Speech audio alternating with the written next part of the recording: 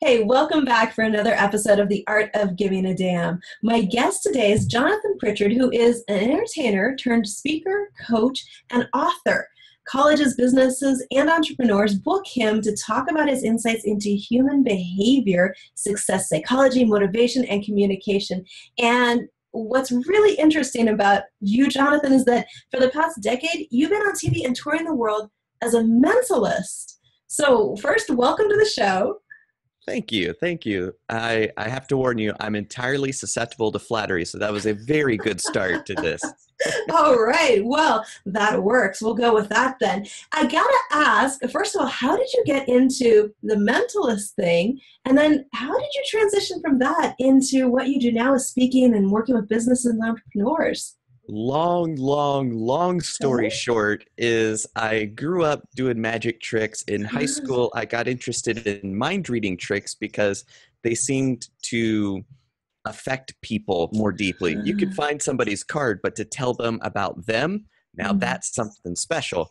And then in college, I got interested in understanding not only how to do mind reading tricks, but why they're even possible in the first place. So I got connected with my mentor, James Randi, who had a $1 million challenge for anybody who claims to be genuinely psychic. And I designed a testing protocol for that challenge. And I saw every way that people were trying to scam their way to the money. So that was kind of a master's course in mentalism and being an entertainer. And from there, it took me around the world, entertained the troops. And eventually, I realized that all the psychology I'm using on stage to help people forget their problems for an hour are the same strategies and psychological techniques that I've used in my own life to build a life that I absolutely love. So that's why I condensed all of my life's experience into the book. And then that way everybody can kind of get my life story of how it applies to them without me actually having to be there. I love that. So you really took what was at first, here's how to escape your problems for an hour, and turned it into, here's how to actually solve them. Exactly, because I toured colleges for about 9 years or so, and I still do, but that was my full-time thing for about 9 years. And I kept having the same conversations with people afterwards, and the magic phrase that stuck out was, man, I can't even imagine doing what you do for a living. You're traveling the world, you're getting paid, you get to have fun. I can't even conceive of how to do that. And it hit me. It's like, if you can't even imagine something different, how are you going to make something different? Right? So I've lived a custom fit life, and this is just kind of how I think about everything. And then the older I get, the more I realize that not everybody thinks this way. And then that's why I created it and called it Think Like a Mind Reader, because to me it makes sense. This is just the strategies that I'm most familiar with. But it's like somebody's talking to an alien when I'm at a cocktail party. So what do? I'm a professional mind reader. What? That's got to be a great conversation starter. It is for the first 1,000 times. But then I know, like, if I'm sitting on an airplane and somebody goes, so what line of work are you in? I know exactly what conversation we're about to have.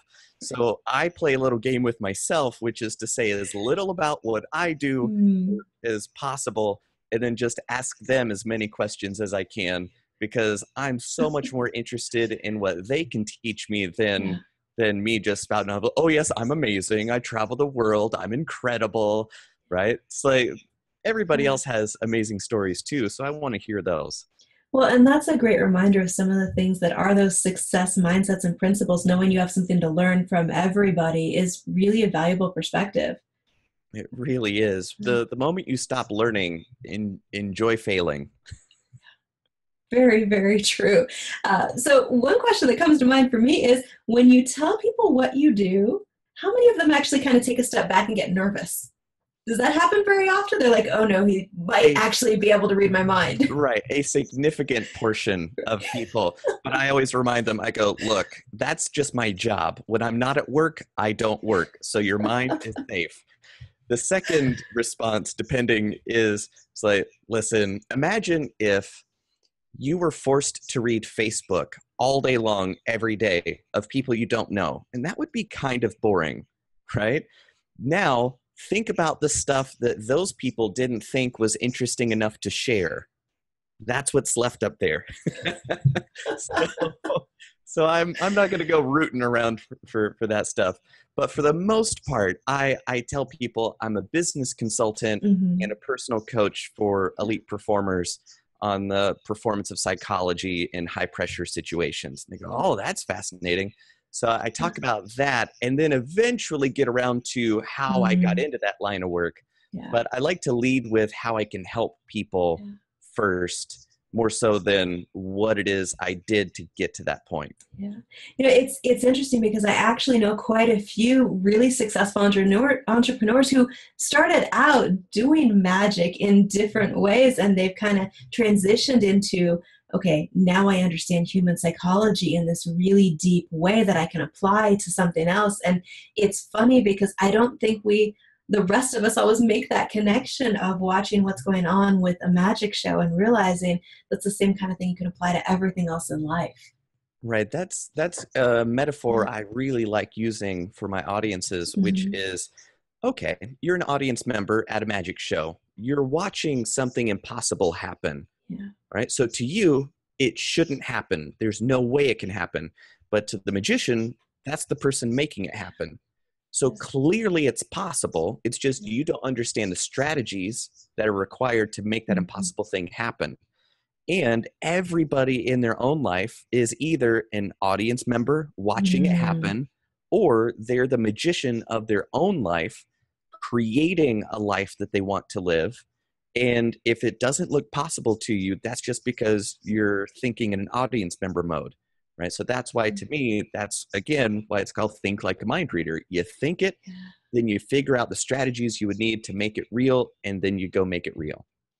That is a really great analogy. I think that's one of the things that fascinates me about magic is that perspective of I am sitting here watching something be done, that my logical mind says, how the heck are they doing that? But when you talk to the magician behind the scenes, or if you go to a show like Penn and Teller where they're literally explaining it, you're like, that makes total sense. Now I understand. Okay. And it really does help you to look at the world in a different way. If you can look at it like, okay, this is just like the magic trick I saw. There's no actual magic happening here. I just got to figure out what the strategy is.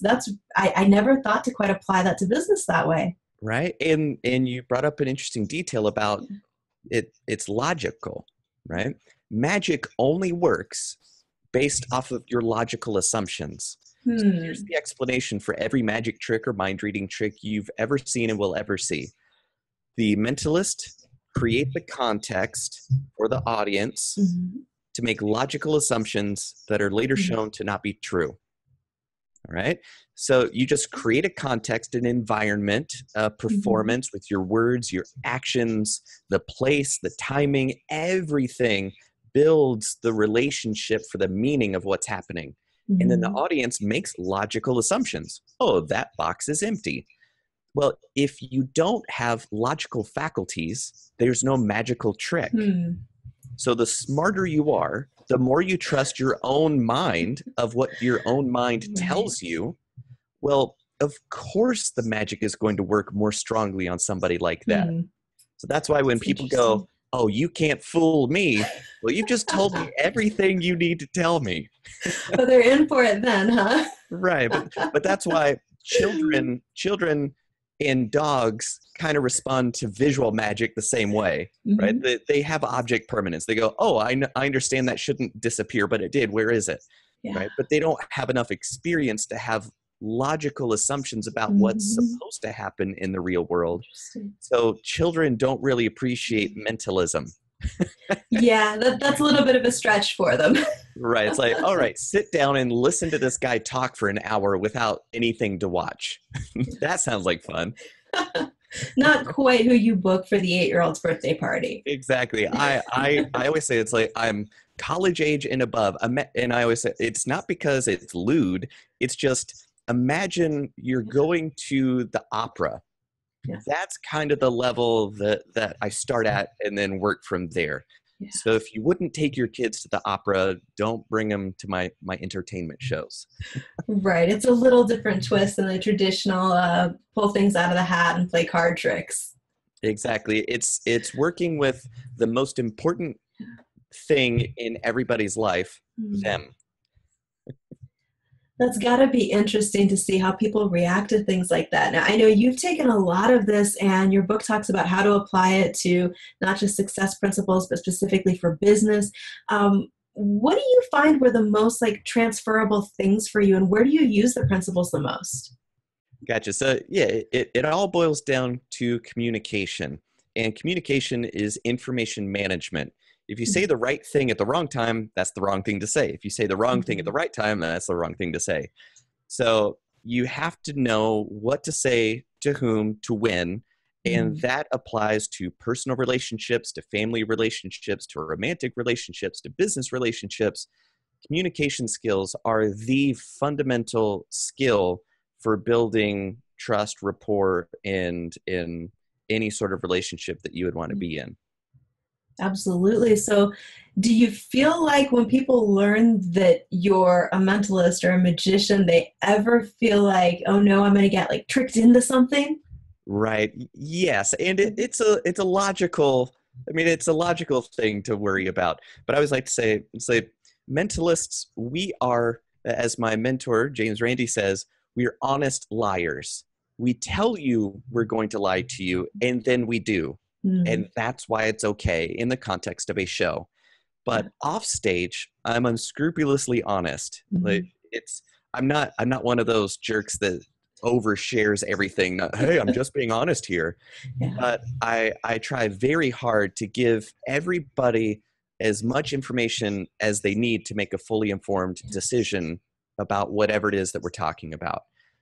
Yeah, I really I appreciate that perspective because I know when I started out in business, I was so resistant to learning even just basic communication strategies, but especially sales techniques and marketing things that it felt like, well, I'm trying to persuade somebody until I realized sometimes somebody's never going to get to the answer they actually need to get to if you don't help them get there and you're really doing them a disservice. And I think the first time I realized I had a coach using some of these mind reading type techniques on me was after I got past a particular fear and I was like, wait a minute, what just happened? And I had to look at it a whole different way to realize, okay, I'm feeling a little bit tricked, maybe isn't the right word, but a little bit guided here. And yet I am really grateful for this because it helped me break through something I wouldn't have been able to break through on my own. And I think sometimes when we judge things really quickly, we're missing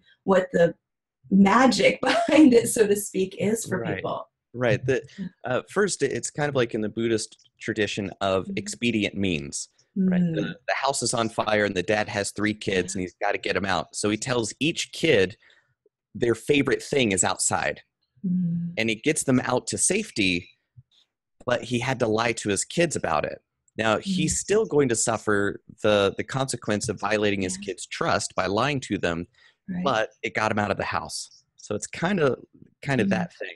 The second is you're kind of dancing around a touchy issue, which I like to clarify for people, which is sure. this feels manipulative. It makes me feel scuzzy, and sales equals manipulation, and Right. I don't want to do that. Yeah. So here's a way to think about it. It'll be backwards for everybody at home, but here's how I think of it in two dimensions. Is on the horizontal axis, you Hmm. can think this is to benefit solely me, even if Hmm. it's at the detriment of the other person. Right. On the opposite end is this benefits everybody in the situation, the Hmm. mythological win-win thing, right? Hmm.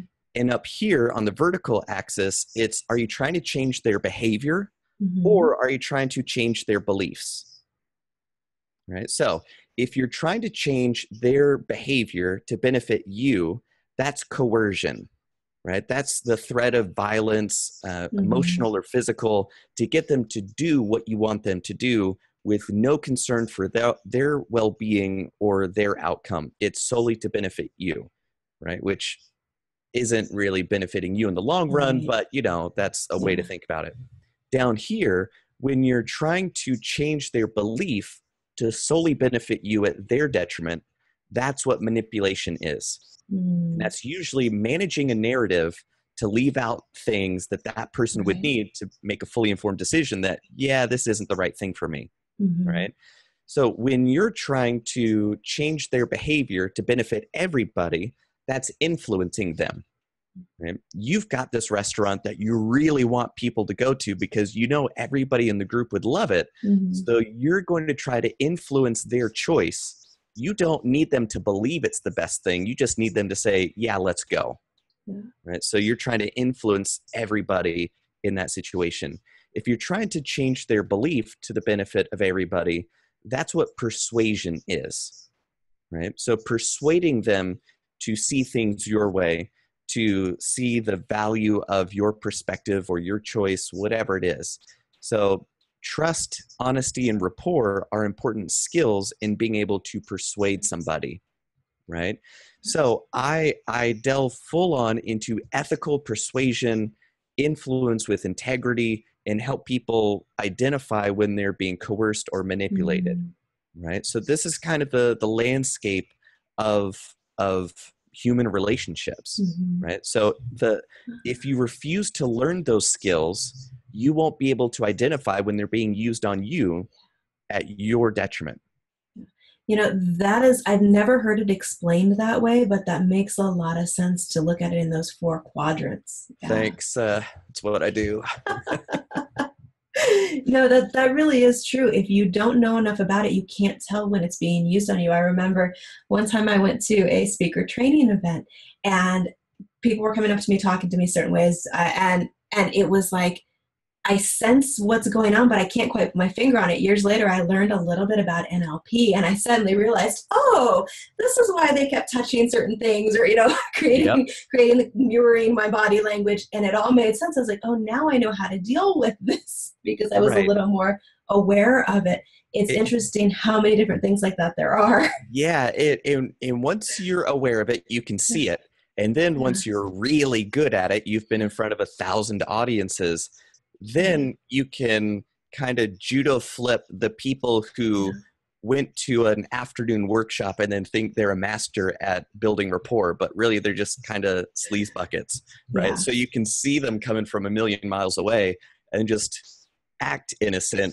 And then you're doing the same techniques to them that they're trying to do to you, but they're not even aware. It's a whole meta game that's going on all at the same time. Yeah. And that's when it gets to be a little bit of fun with situations like that, where you can actually see, okay, how much do I know about this? How can I flip things around? I think, that's a whole nother side sometimes of the coaching and consulting industry, where you see, people put out a sales course of, here's the 7 things to say to somebody to get them to buy anything you want, instead of, here's how to have a conversation where you help people open their minds a little bit to their potential, to see how it might work for them and figure out if it's actually a good decision. Totally different ways to use those skills. Right. And it's kind of like if those customers knew better, they would already know better. Yeah. Right? So it's kind of one of those, sell them what they want so that you can give them what they need. And the way I say that is sell the magic, not the string. Right. So imagine you're making something float and it's defying gravity, it's levitation, it's magic, it's wonder. Well, that's that's the magic. But what it is, it's a thing dangling on a string that some guy off stage is pulling. Right. So that's what it is. It's not glamorous. Right. So if you say, all right, Joe, I could sell you this string. It's amazing. It's neat. And you go, that's just a piece of string. But when you can show somebody what that thing can do, what experience it unlocks, they go, I want that experience. And then you go, it's just a piece of string. I don't want the string. I want that experience. I want that magic. The magic is the string. No, I don't want the string. I want the magic. And you go, eventually you stop beating your head against the wall and you go, oh, hey, I'm selling you magic. And they're like, yes. Then, right. But as a young magician, as a young mentalist, you learn very quickly not to tell people the secret to the tricks, because the tricks really are that simple sometimes. And then people want it to be glamorous and Yeah. magical and fairies and sparkle dust, and it's a string. Ugh, right? Yes. So I thought about it, and it's the 5 stages of grief. That's what it is. Anytime you tell somebody how something really works, whether it's magic, marketing, anything, your client is going to go through the 5 stages of grief of the way that they used to see the world Right. has to die in order for the new paradigm to function.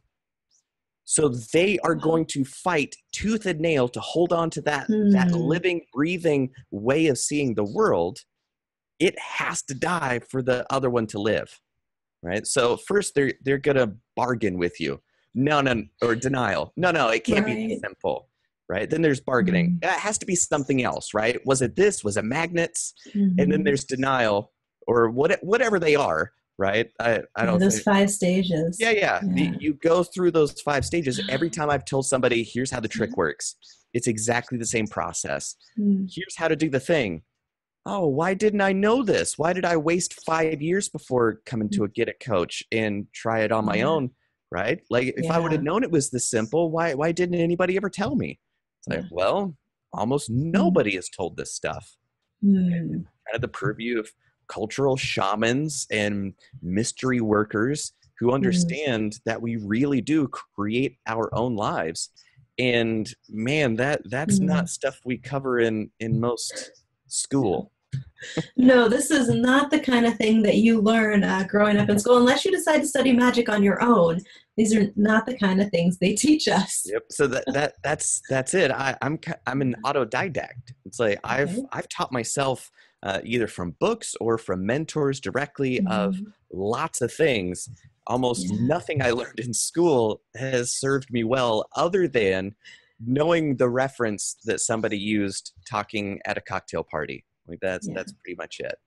Right? Yeah, there's a whole lot of skills you've got to learn when you either go into business or go into entrepreneurship type ventures, where it's like it's a whole new ballgame, and it's not the stuff they taught you in school. And aside from that, just life circumstances. I know one of the things that I saw on your website was you talk about how all of this relates to so many areas of your life. It's, how do you know who to go into business with? How do you know who to date, who to trust in all these different situations?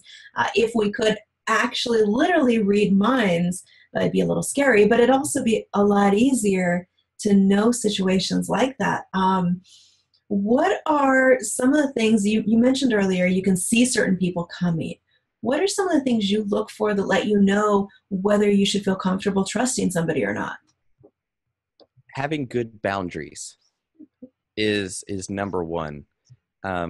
Because if they don't have good boundaries, that means that they are not going to see yours either. That is a great insight. And further, when you have to reinforce your boundary because they're pushing beyond them, it's going to be painful for them. And they're going to blame you for hurting them. Because from their vantage point, they weren't doing anything wrong. Because I don't have any boundaries. Nobody else should have any boundaries. This is perfectly acceptable behavior for everybody. You go, no, it's not. Why are you being such a jerk?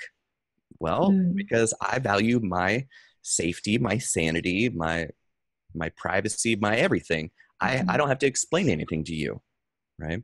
So this ties in, dovetails with my martial arts background and practice, because martial arts isn't learning how to beat somebody else up.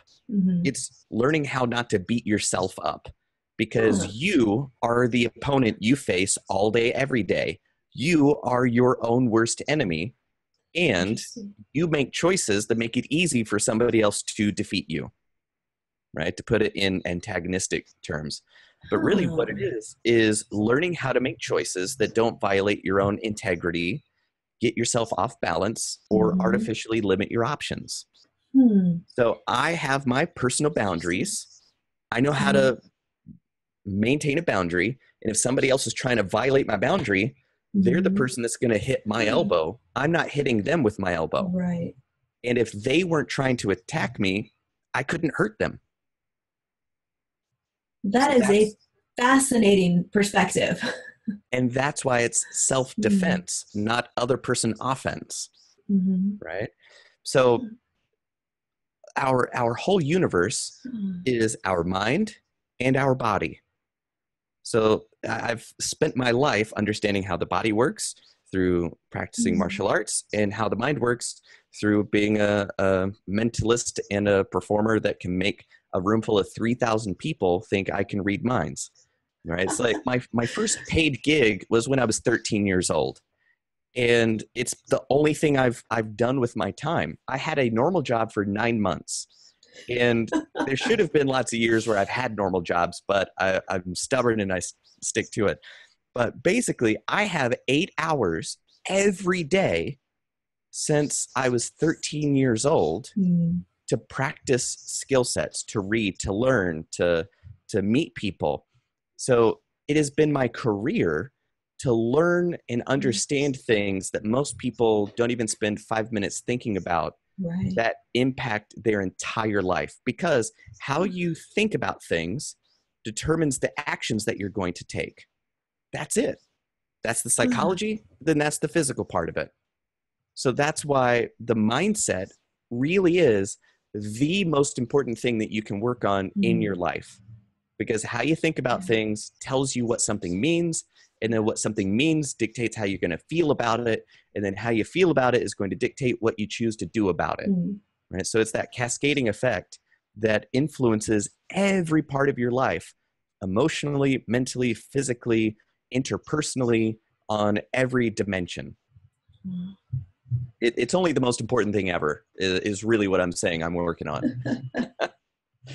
That makes a lot of sense. It's one of those things that so often our personal growth and our focus on learning new things, on expanding the skills we have, and really working on our mindset falls to the bottom of the list because the life is so busy and there's so much going on, when really it is the most important thing we can do, not just for ourselves, but in the quadrant you were explaining earlier, for benefit of everybody, us and all of those that we're connected with. The people who say, oh, I don't have the time, or I don't have the resources, or I can't, I won't, I can't. You're the person that needs it the most. That's it. Well, there's no way. Well, it's either you figure out a way. I love helping people figure out a way, or you just keep spiraling out until you've got absolutely nothing left and your life implodes. Yeah. And it's something that I know we've all seen happen to entrepreneurs and business owners over the years, that they end up spiraling out and imploding because they don't take that time and make that time to continue working on themselves, working on their mindset, even things like getting to the gym every day. They're very simple actions, but they all do influence each other and help us to really succeed with what we set our minds to. Right, because they've got some story that they're telling themselves about being busy is important. I work best under pressure, so I fill my plate up. So I'm always right. And to me, if somebody goes, oh, I'm so busy, I hear I'm awful at time management. I have no personal standards. I'm awful to my friends, my family. That's what I hear. And then I instantly go, okay, there's a boundary. I don't interact with busy people. It is a mindset around the boundaries, like you mentioned earlier. If someone cannot control their calendar and handle the different things they've got going on, something's got to change somewhere. It's like, I admire and respect people who can say, I have scheduled my calendar to the neck, and this isn't a priority for me right now. So I'm going to choose not to engage. Like, okay, that's awesome. But just saying, I'm too busy. I'm too not good of a communicator. Big difference in those two. And that's one of those things that really goes back to the concept of like a mind reader. It's, are you aware of how it's making the other person feel when you communicate certain things? I'm too busy is different than here's what my priorities are right now, and here's when we could do it. The approach you take and how it affects people makes a big difference in the responses we get. Sometimes we're totally clueless. Right. And it's kind of like those folks who are like, oh, I'm too busy. They don't know that they've just told me all of what they've just told me. right? Because they're not there yet. They're not there. And why am I going to pursue somebody who actively doesn't need my help, right? They're not coming to me for it. So I can't care more than they care about changing their life, Yes. right? That's a tough conclusion for a lot of people who do work one-on-one with clients, especially to come to. I cannot want you to succeed more than you want to succeed yourself. You got to do the work. Exactly. And a lot of people who are frustrated without getting results from either marketing or networking or whatever, they sadly don't understand what it is that everybody else is seeing that makes them want to pull back, right? So it takes a perspective of an expert to be able to go, all right, what are you doing? What is it getting you? How are you doing it? Okay, you need to change this, this, and this. And it's going to feel awful. It's going to be like surgery while you're fully awake. But you either live with the condition or you do the hard work, and then you've got the rest of your life to enjoy the benefits. Surgery while you're fully awake. That is absolutely what some of the self-growth feels like when you're figuring out, okay, what I'm doing, and you got to be willing to face it. If what you're doing isn't getting you the result you want, there's something going on that you've got to change. Yeah, most people don't solve their problems because they're trying to solve the wrong problem. The almost 99.9% of the time when somebody says, hey man, I got this problem, what they're actually saying is, hey man, I have this symptom that has been caused by some other choices I've been making in my life, but I'm unaware of how this choice leads to this consequence. So I need you to fix this problem. Well, that's not your problem, man. That's the consequence of your actual problem. No, that's not a problem. This is the problem. Okay. Right? Yes, that is incredibly true. I think that's a lot of times what our coaches end up doing for us, is helping us figure out the difference between, no, this is just a symptom of what you're doing over here. Let's fix this, and then that'll go away. Exactly. That's awesome. Well, tell me more about the book. So likeamindreader.com is where people can go to connect with you, find out some more about you. But tell us about the book. Yeah, the book it was one of those things where I had to write it. I was using a dry erase marker, writing in the shower, and it just everywhere. And my sweetie always says, I know when you're about to write a book, when you're just talking to me nonstop, even when I'm in the shower, right? So I went, all right, I have to get these ideas out onto a page so I can just get them out of my head. But it was kind of like talking to people after shows, right? Because so that's the 3 stages of my career so far, right? It's entertainer first, then a coach second, and then a trainer for larger groups third, right? So after shows, I would be talking to people, and then they would go, I can't even imagine. And then I would start talking to them about how I think about things, how I make choices, how I make things happen. And they go, oh my God, that's so awesome. I've never thought of it that way. Second magic phrase, right? And then that's when I realized that, oh, this stuff has worth to people. All right.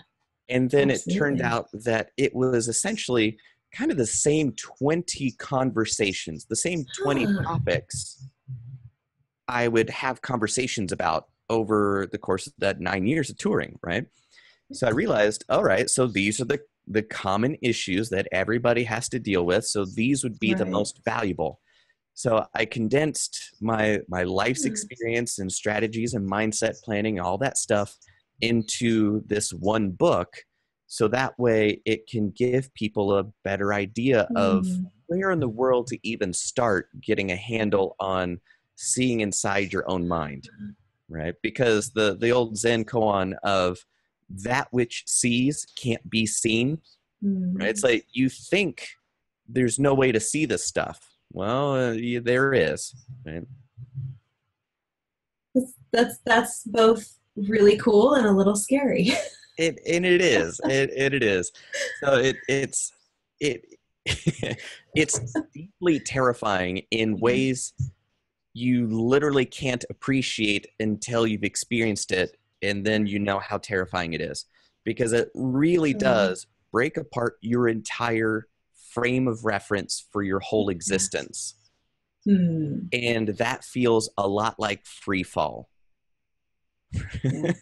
So Yeah. it's terrifying but exciting work, and it's scary until oh, I can't remember who said it, but it's something like the scary part is you're in free fall. Hmm. The great part is there's no ground, right? You're constantly in free fall. Things are constantly changing. But hey, if you think about it like you're flying, awesome. It's all about changing how you relate Yeah, to the thing that's happening. that's true. You could either have jumped off the cliff and be free falling, or you could be flying. Right, right. In a universal Okay. context, that's good. In a specific physical context, that's very bad. Yes, no, no, no jumping off cliffs as a result of this show, please. I'll need a new disclaimer for this particular episode. Exactly. Like, call us. Call either one of us. All right. So, for those of you listening who are finding this conversation as fascinating as I am, you can actually find Jonathan's book at thinklikeamindreader.com. And quick tip, if you scroll down the page a little bit, you'll see a blue box across it that'll let you get the first chapter free. I encourage you to do that. Go check it out. See if some of this may be the different perspective you've been searching for. Maybe you didn't even know you were looking for it until you heard this podcast today, about how to flip some of those things around, how to work on your mindset, and really learn how to think a little bit differently, maybe a little bit more like a mind reader. I love it. That was perfect. Man, that's amazing. All right. Well, I really appreciate you being on the show. I've got one more question for you that I always ask before I close, which is, what is your favorite thing about what you do in business? My favorite thing about what I do in business is seeing the direct impact Mm. that people make in their own lives, where they've been frustrated about this thing for a long time, and then very quickly, boom, their whole frame of reference changes, and then they just light up, and their life is so much better. It's like my goal is to make it to where I wouldn't have the need to have any clients ever. It's like I don't want to, like I want to have clients and then friends, right? I don't want to keep clients sick just so they keep coming back for the medicine. It's like I Mm. want to get people results, get them onto the next set of interesting problems, and getting to see that happen is my favorite thing. I can imagine why that would be such a cool part of what you do. And I think sometimes what it actually takes to bust through some of those problems and mindset blocks and things that just seem like such huge obstacles is literally a little bit of magic to change the way that you're looking at it. Yeah. And it really is. That is the most real magic I've ever found in my lifetime's worth of looking for it. Well, thank you so much for coming on and sharing all of this with my listeners today. I'm quite certain they're going to find this conversation fascinating from a lot of different perspectives. So I appreciate your time and for sharing with us about your book and what you do. Well, thank you. I'm always honored when somebody gives me the opportunity to talk to their audience. So thank you so much. And thank you out there in podcast land that spent your time with us. That's the most valuable resource that you have. So thank you for spending it with me.